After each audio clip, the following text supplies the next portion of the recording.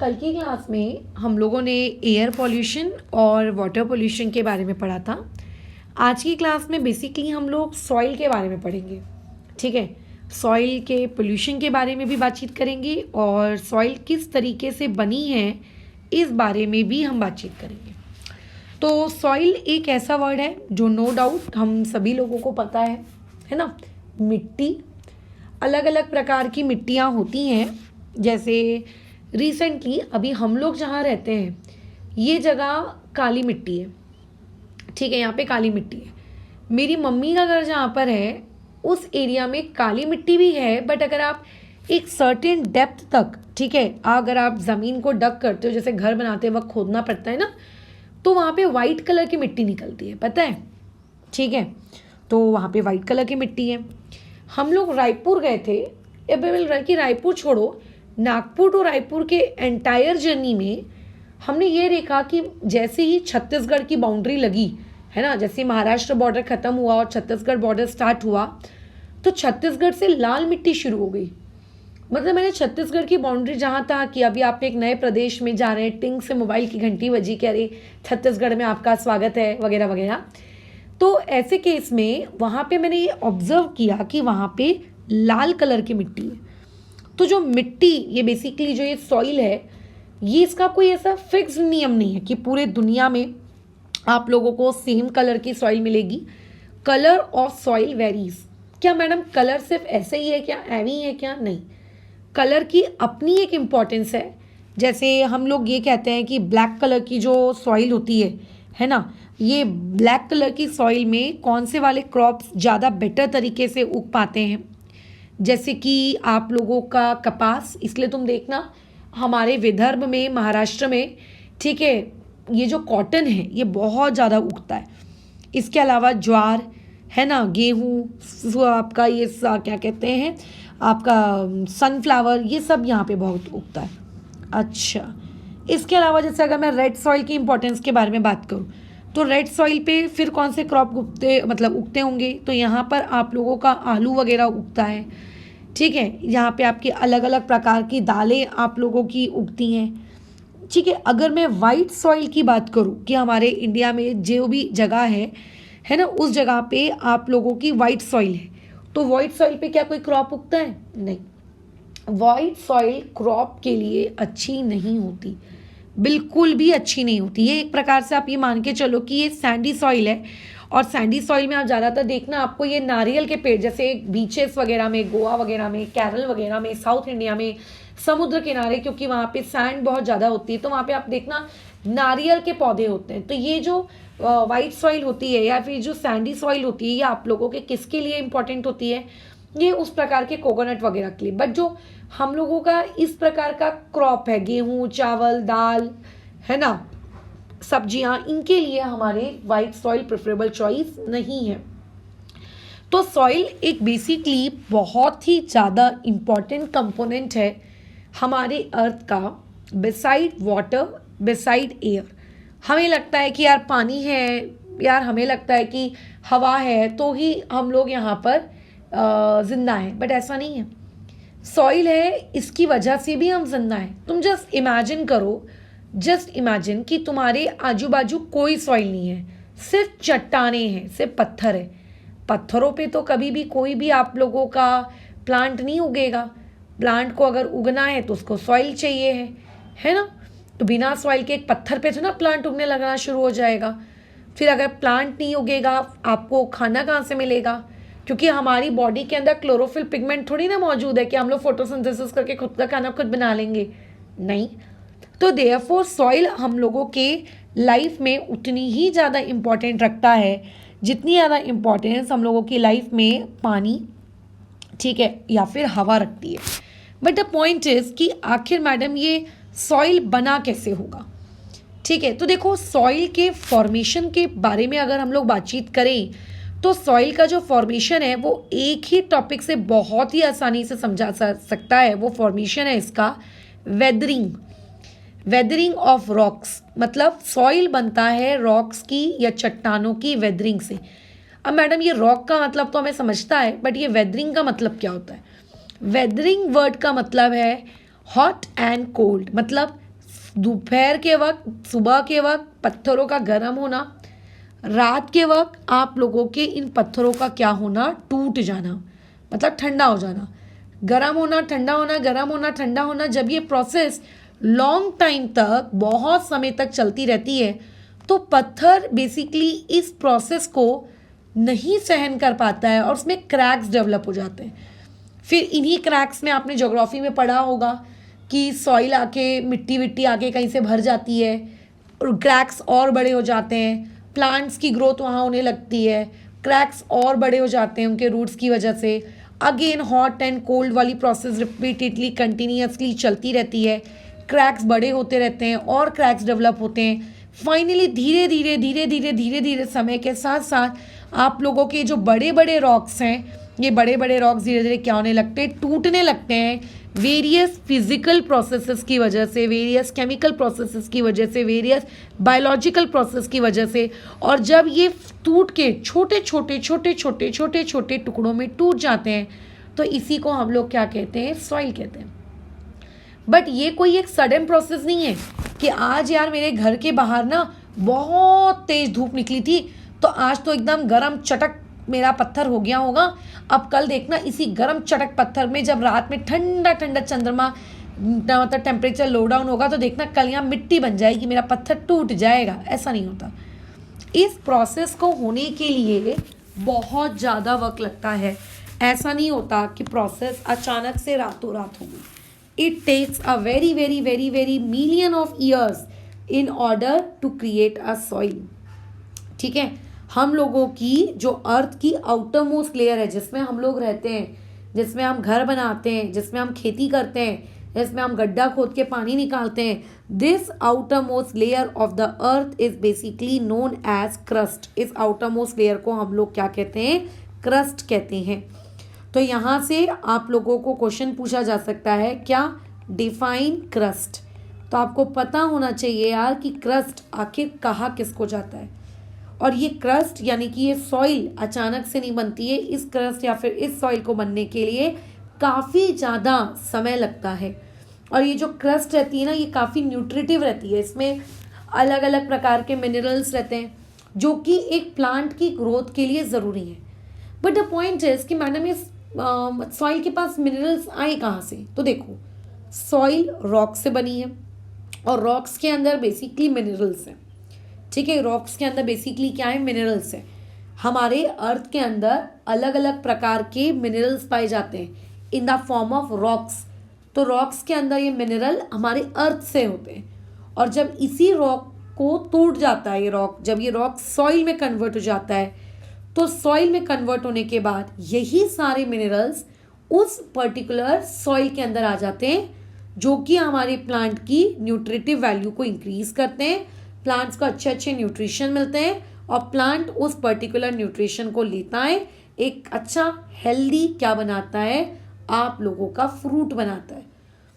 ठीक है, जिससे हम खाते हैं और बेसिकली वही सारे न्यूट्रिशन फिर आपकी बॉडी में भी जाते हैं। तो ये जो साइकिल है, ठीक है, ये जो एंटायर साइकिल है, रॉक बनाने, रॉक से सॉइल बनने वाली जो ये आप लोगों की साइकिल है, इस साइकिल में क्या क्या फैक्टर्स हैं या क्या क्या ऐसी चीज़ें हैं जो सॉइल के बनने को, जो सॉइल के फॉर्मेशन को क्या करती हैं, सपोर्ट करती हैं। तो इसमें जो सबसे बड़ा और जो सबसे इम्पॉर्टेंट फैक्टर है वो क्या है आपका, एक तो है सन और दूसरा है आप लोगों का वाटर। ये दोनों मिलके रॉक्स को पता है तोड़ने की कोशिश करते हैं। कैसे?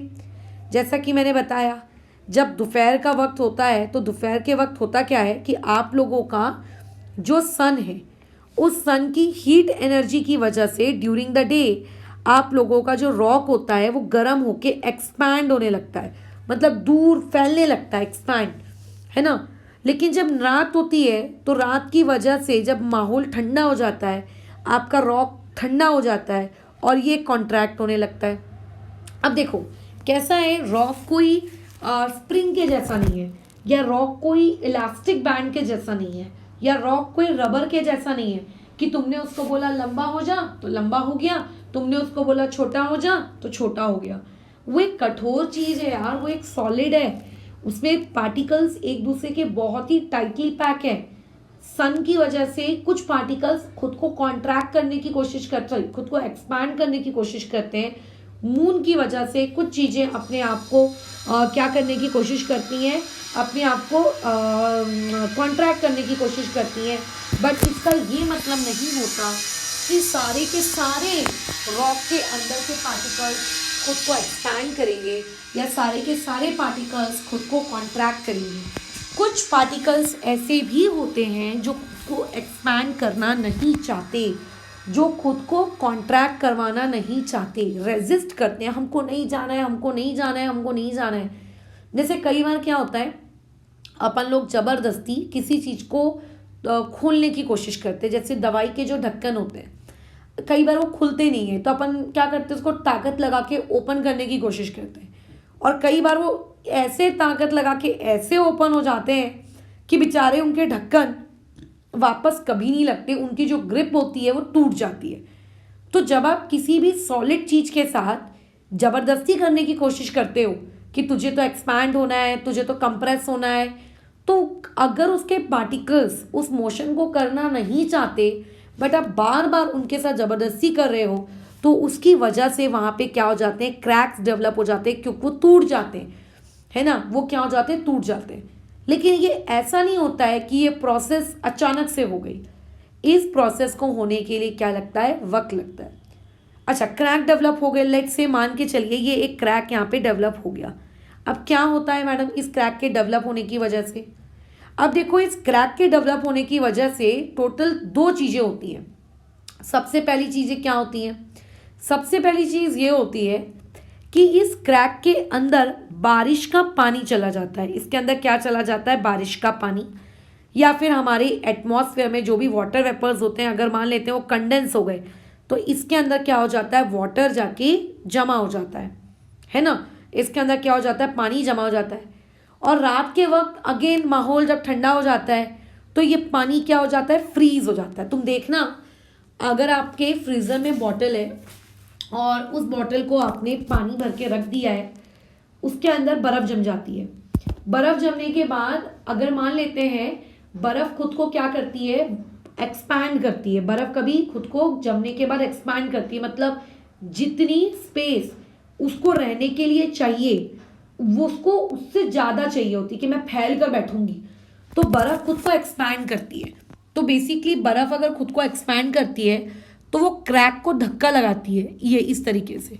तो जिसकी वजह से आपका जो क्रैक पहले पतला सा था, वो पतला सा क्रैक क्या हो जाता है, मोटा सा क्रैक हो जाता है, क्योंकि उसको धक्का मिल रहा है ना, वो बड़ा हो जाता है साइज में। अगेन फिर से दिन होगा, फिर से रात होगी, फिर से पानी आएगा, फिर से पानी जमा होगा और अगेन वहाँ पर क्रैक्स में जमा होगा, फिर कूल होगा, फिर जमा होने के बाद वो क्या होगा, उसको धक्का देगा और धीरे धीरे धीरे धीरे क्रैक्स बढ़ते जाएंगे एंड फाइनली और छोटे टुकड़े होते जाएंगे। तो पानी एक तो इस तरीके से सॉइल के फॉर्मेशन की मदद करता है, मतलब वाटर के पास सॉइल फॉर्म करने के टोटल दो तरीके। तो पहला तरीका तो हम लोगों ने इस बारे में बात कर लिया कि वाटर की टेंडेंसी होती है कि ठंडा होने के बाद वो खुद को क्या करता है, कूल करता है। उसकी ये टेंडेंसी होती है कि मैं खुद को एक्सपैंड करूँगा, है ना। एक्सपैंड करने की वजह से क्रैक्स क्या होते हैं, बढ़ जाते हैं और धीरे धीरे वो सॉइल में कन्वर्ट होता है। और जो दूसरा तरीका है, वो दूसरा तरीका बहुत ही सिंपल है। देखो, एक आई थिंक बहुत ही फेमस दोहा है, शायद कबीरदास जी का है, शायद, आई एम नॉट श्योर, कि करत करत अभ्यास जड़मति होत सुजान, है ना। खैर, पहले ये दोहा मुझे पूरा अच्छे से पता था, एकदम पूरा, आई थिंक 4 लाइन्स का दोहा है ना। ये दोहा का मैं तुम्हें शॉर्ट फॉर्म में समरी बताती हूँ। समरी ये है कि कुआं है, कुएं को देखा होगा, कुएं की बाउंड्री वॉल होती है पत्थर, ठीक है। उस पत्थर पे हम लोग पुली के वाया रस्सी से पानी नीचे खींच कर ऊपर लाते हैं। रस्सी तुम देखना उस पत्थर पे रोज रगड़ती है, रोज। तो धीरे धीरे विद टाइम उस रस्सी के जो निशान है इतने कठोर पत्थर पे इम्प्रिंट हो जाते हैं। क्या तुम खुद सोचो, क्या कभी रस्सी, क्या कभी किसी पत्थर को इस तरीके से इम्प्रिंट वाले निशान दे सकती है क्या? तुम बोलोगे नहीं मैडम, कभी नहीं दे सकती। लेकिन जब ये प्रोसेस बार बार होती है तो इस प्रोसेस के वाया उस पर्टिकुलर मोटे से चट्टान वाले पत्थर पे भी उस रस्सी के क्या आ जाते हैं, इम्प्रिंट्स आ जाते हैं। और इसी चीज का दोहा उन्होंने बना के कहा है कि करत करत अभ्यास जड़मति होत सुजान, यानी कि अगर आप पढ़ेंगे, बार बार रिविजन करेंगे, बार बार प्रैक्टिस करेंगे, तो ऐसा पॉसिबल ही नहीं है कि आप उस चीज को एक्सेलेंस उसमें हासिल ना कर पाओ। क्योंकि जब आप किसी भी चीज को बार बार रिपीट करते हैं तो अल्टीमेटली वो चीज आपकी कंप्लीट हो ही जाती है। तो यहीं पे वाटर का ही एक दूसरा तरीका है, वो ये बताते हैं कि जब किसी पर्टिकुलर जगह से पानी बहता है, जैसे नदी से पानी बहता है, झरने से पानी बहता है, तो उस जगह पे जब वो पानी बहता है तो पानी ऐसा तो नहीं है कि एक दिन बहकर गया और फिर पानी रुक गया कि नहीं अब तो मेरा मूड नहीं है आगे बहने का। ऐसा होता है क्या? नहीं, ऐसा नहीं होता। पानी फ्लो करता है, राइट? पानी क्या करता है? हर दिन फ्लो करता है। मतलब तुम ये सोचो कि रास्ते में अगर यहाँ पे एक पत्थर पड़ा है तो इस पत्थर से इस पानी ने इसको अभी क्रॉस किया, फिर एक और पानी इसको क्रॉस करेगा। हर दिन हर वक्त इसको पानी क्या करता रहता है? क्रॉस करता रहता है। तो इस तरीके से बार बार पानी जब उस पत्थर को क्रॉस करता है तो पानी उस पत्थर को हिट करता है, और बार बार जब ये प्रोसेस होती है तो धीरे धीरे धीरे धीरे धीरे धीरे आपका पत्थर डैमेज होने लगता है, और धीरे धीरे धीरे धीरे आप लोगों का पत्थर क्या होता है? टूटने लगता है, और उस जगह पे पत्थर के छोटे छोटे छोटे छोटे पार्टिकल्स क्रिएट हो जाते हैं, और हम लोग कहते हैं कि यहाँ पे सॉइल बन गई। तो इस तरीके से हवा, पानी और सूरज, ये सब लोग मिलके सॉइल बनाने में हम लोगों की क्या करते हैं? हेल्प करते हैं। मैडम हवा कैसे करती है? जैसे अभी पानी ने हेल्प की ना, सेम वैसे। कैसे? देखो, मान के चलो आपके छत पर एक बैनर लगा है। आपने देखा होगा रोड के आसपास बहुत सारे बैनर्स लगते हैं। होता क्या है, उन बैनर्स में छोटे छोटे बारीक बारीक छेद कर दिए जाते हैं। क्यों? क्योंकि देखो हाइट पर हवा ज़्यादा तेज चलती है, ये हम लोगों ने लास्ट क्लास में पढ़ा है। तो जब उन बैनर्स में छेद अगर नहीं होता है ना, तो हवा उन बैनर्स को बार बार आके टक्कर मारती है, टकराती है उनसे, ठक ठक ठक ठक टक्कर करती है। होता क्या है कि अगर मान के चलिए वो बार बार उस बैनर से अगर टकरा रही है तो फाइनली कुछ दिनों बाद आपका बैनर फट जाता है। तो इसीलिए जो होर्डिंग्स वाले लोग होते हैं वो छोटे छोटे होल्स कर देते हैं ताकि हवा को उस बैनर से पास होने के लिए जगह मिले थोड़ी बहुत, और वो उतनी ताकत से बैनर को हिट ना कर पाए। अदरवाइज ताकत से जब हवा हिट करती है तो आपका बैनर क्या हो जाता है? फट जाता है। तो वैसे ही जब हमारे रॉक्स होते हैं, जब हवा चलती है तो जिस तरीके से पानी हिट करता है किसी रॉक को, तो वैसे ही हम लोगों की जो हवा होती है, हम लोगों की जो विंड होती है, ये स्ट्रॉन्ग विंड, थोड़ी ऐसी कमजोर विंड की बात नहीं कर रही हूँ, स्ट्रॉन्ग विंड के हिट करने की वजह से भी वहां पे कंटिन्यूअसली उसका क्या होता है? टुकड़े होने लगते हैं। वो लोग आपस में टकराते हैं, है ना? जैसे तुम लोगों ने वो देखा होगा कंचे, बचपन में यार कभी तो कंचे देखे होंगे। खैर मैंने पहली बार कंचे महाराष्ट्र में आके, नागपुर में आके देखे थे, उससे पहले मैंने कंचे आज तक नहीं देखे थे। खैर वो अलग बात है। तो देखना, अगर आप जब कंचों के साथ खेलते हो, ऐसे उंगली में रख के खेलते हैं ना, जब आप एक कंचे को दूसरे कंचे के साथ जब आप हिट करते हो तो धीरे धीरे धीरे देखना आपके जो कंचे हैं, जब आप नए नए खरीद के लाते हो मार्बल्स, एकदम चमकते हैं। और जब आप उसको बार बार हिट करते हो तो आपके बार बार हिट करने की वजह से जो आपके कंचे हैं ना, वो डैमेज हो जाते हैं, उन पे निशान पड़ जाते हैं। तो वैसे ही जब विंड चलती है, तेज हवाएं चलती हैं, तो ये जो छोटे छोटे पार्टिकल्स होते हैं ये आपस में उड़ के टकराने लगते हैं, मतलब एक जगह से दूसरी जगह जाते हैं। इस दौरान उनके बीच में टक्कर होती है, टक्कर होने की वजह से चीज़ें आपस में टकराती हैं और ये बेसिकली टूटने लगते हैं। तो इस तरीके से भगवान सूरज, हमारा पानी और हम लोगों की हवा, ये तीनों मिलकर क्या करते हैं? हम लोगों की सॉइल को क्रिएट करने की में हमारी हेल्प करते हैं, बराबर। बट ये तो थे कौन से? Abiotic factors. अबायोटिक मतलब नॉन लिविंग फैक्टर्स, जिनकी वजह से सॉइल बनने में हमारी हेल्प होती है। लेकिन क्या कोई और भी ऐसे फैक्टर्स हैं जिनकी वजह से हम लोगों के सॉइल बनने में हेल्प होती है? तो यस, एक चौथा फैक्टर भी है जिसे हम लोग कहते हैं living organisms. Yes, living organisms भी हम लोगों के क्या करते हैं, सॉइल बनाने में हम लोगों की हेल्प करते हैं। कैसे हेल्प करते हैं बताओ जरा मुझे। तो देखो, होता बेसिकली ये है कि जब आपके सन की वजह से, वाटर की वजह से, विंड की वजह से या एक्सेट्रा रीजंस की वजह से जब क्रैक्स डेवलप हो जाते हैं, तो इन क्रैक्स में छोटे छोटे लिचेंस, छोटे छोटे अदर प्लांट्स इनमें क्या होने लगते हैं, ग्रो होने लगते हैं, है ना। अगर कोई प्लांट ग्रो हो रहा है तो नो डाउट उसकी रूट्स भी होंगी। तो जो तुम जानते हो कि समय के साथ साथ रूट्स क्या होती हैं, बड़ी होती हैं, मोटी होती जाती हैं। जैसे अगर आपने एक नया नया पौधा लगाया है तो उसकी रूट्स कैसी होंगी, पतली पतली होंगी। अगर आपने एक बहुत पुराना आपके घर का एक पौधा है तो उसकी रूट्स कैसी होंगी, एकदम मोटी मोटी होंगी।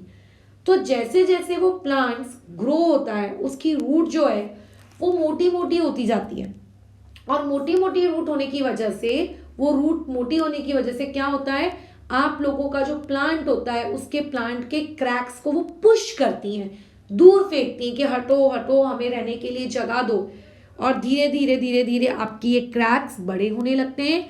आप लोगों के जो ये प्लांट्स है, छोटे छोटे रूट्स धीरे धीरे बड़े होते हैं, क्रैक्स को अल्टीमेटली बड़ा करते हैं, और धीरे धीरे वो रॉक्स हमारे ब्रेक डाउन हो जाते हैं और हमारी क्या बनती है, सॉइल बनती है। तो सॉइल को बनाने के लिए ये भी वो फैक्टर्स हैं जो कि क्या करते हैं, हेल्प करते हैं। तो सॉइल बेसिकली क्या है, स्मॉल पार्टिकल्स है किसका, रॉक का। बट इसका मतलब मैडम क्या फिर सॉइल में सिर्फ और सिर्फ पत्थर ही पत्थर होते हैं? नहीं, सॉइल में सिर्फ पत्थर ही पत्थर नहीं होते यार। अच्छा, फिर और क्या होता है सॉइल में? देखो, एक प्लांट है, उसमें तुम जानते हो पत्तियां आती हैं, फूल आते हैं, फल आते हैं। अब पत्ती की एक लाइफ साइकिल होती है, मतलब 10 दिन, 12 दिन, 15 दिन, 20 दिन, कितने भी दिन। उसके बाद देखना धीरे धीरे पत्ती ग्रीन कलर से येलो कलर में कन्वर्ट होने लगती है, एंड फाइनली वो पत्ती अपने आप टूट कर नीचे गिर जाती है। ये बात तो मानते हो? बिल्कुल।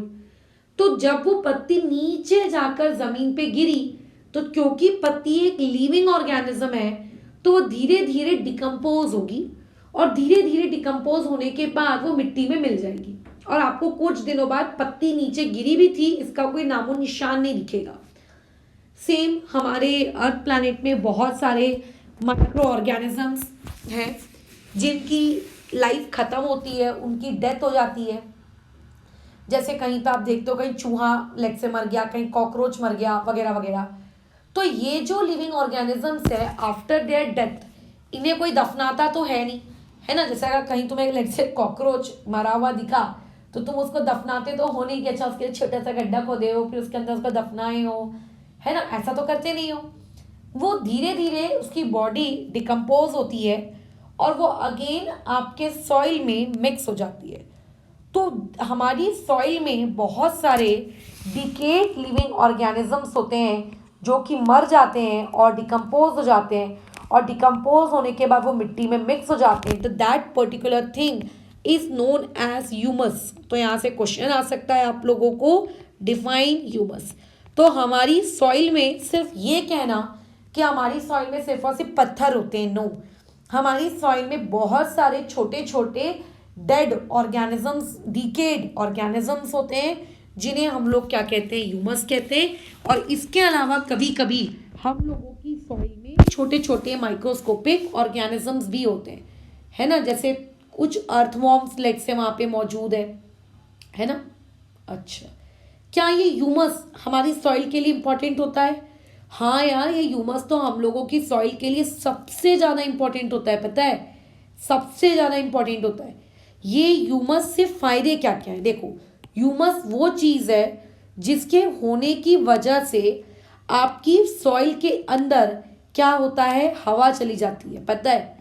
देखो, हमें लगता है कि हम लोगों की नाक है तो सिर्फ हम लोगों को ही ऑक्सीजन ज़रूरी है जिंदा रहने के लिए, नहीं। आपके प्लांट के रूट्स को भी ऑक्सीजन ज़रूरी है ना। अच्छा, आप लोग जैसे ढोकला खाते हो, ढोकले में देखना छोटा छोटा छोटा छोटा छेदा आपको दिखता है।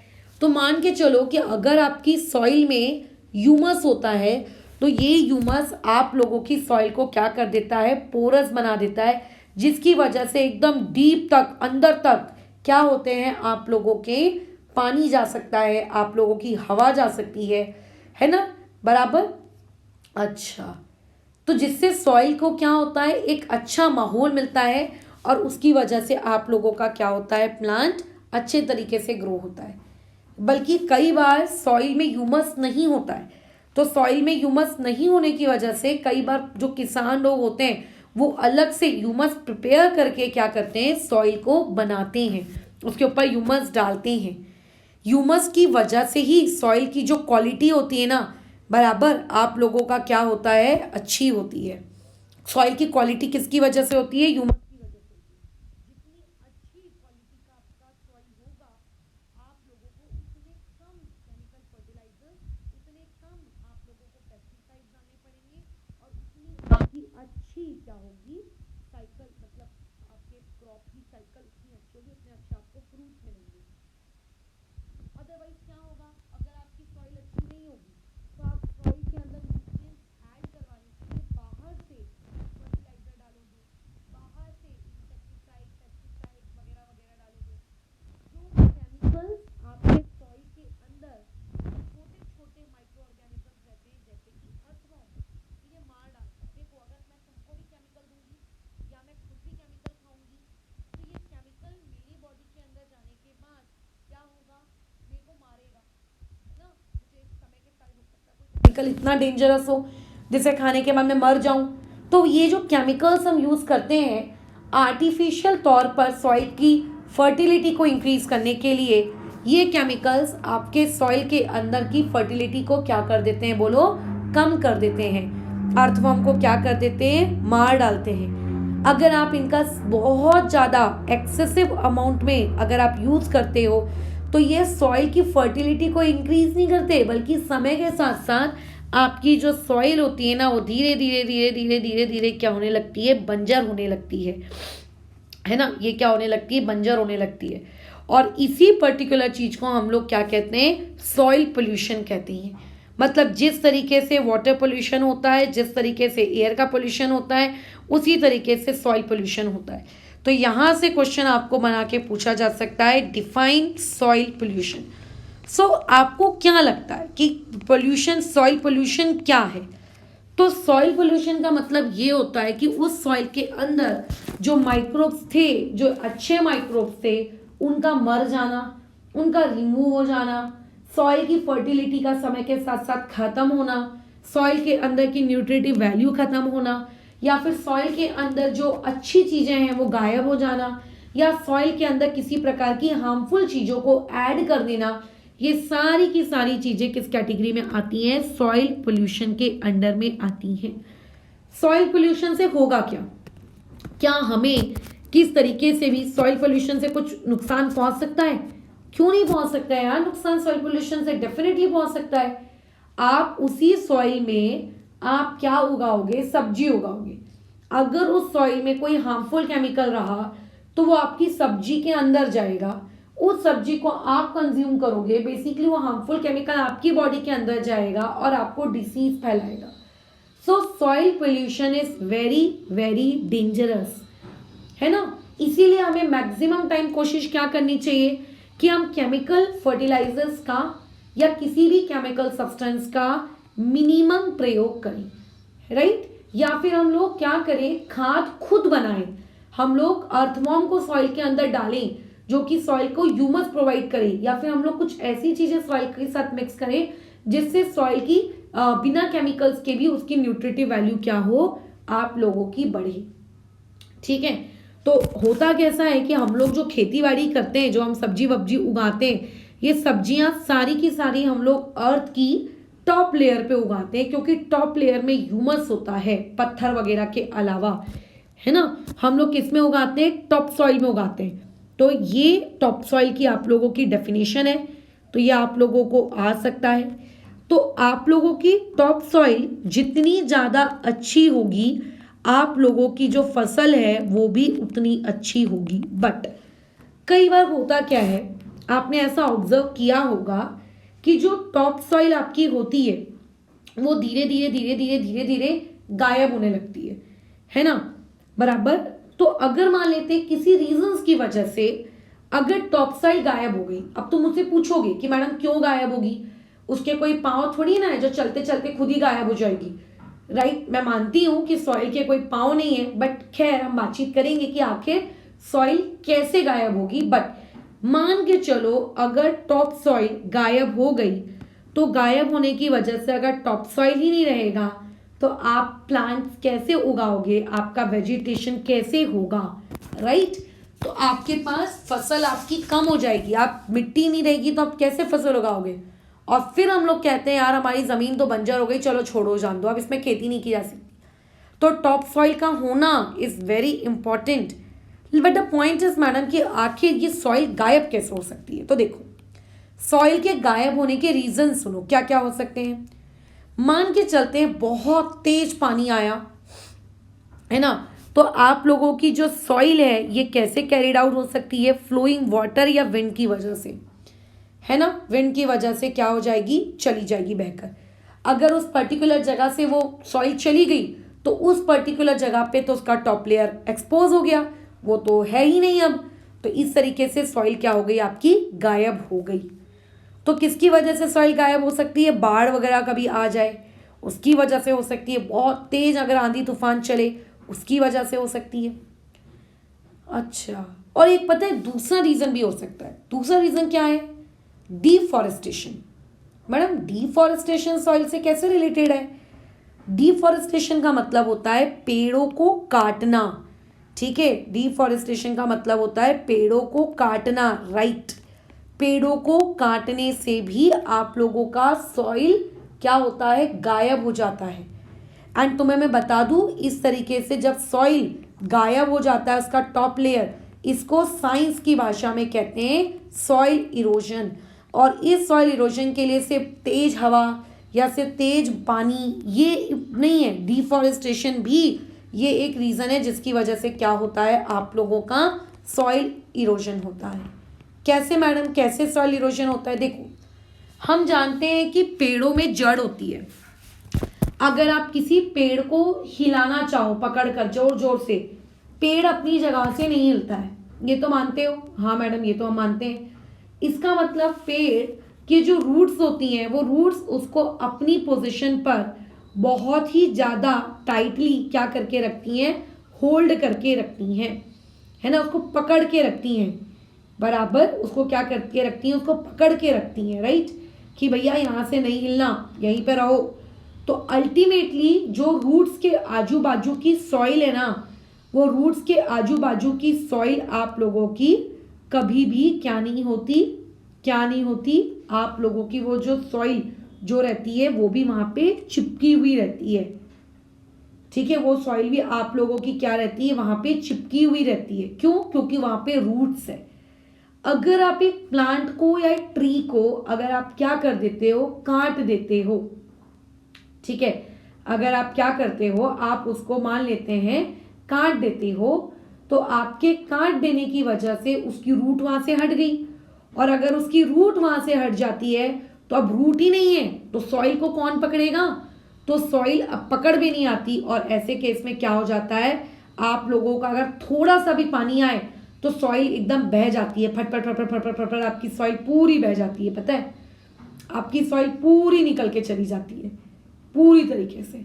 और अगर किसी पर्टिकुलर जगह पर सॉइल है ही नहीं, ठीक है, अगर किसी पर्टिकुलर जगह पे सॉइल है ही नहीं तो होता क्या है, उससे उसका नुकसान क्या हो जाता है कि वहां पर जब मिट्टी बहकर चली जाएगी तो वहां पर कुछ बचेगा ही नहीं। इस चीज को देखो, एक पर्टिकुलर एक्टिविटी से समझाया गया है।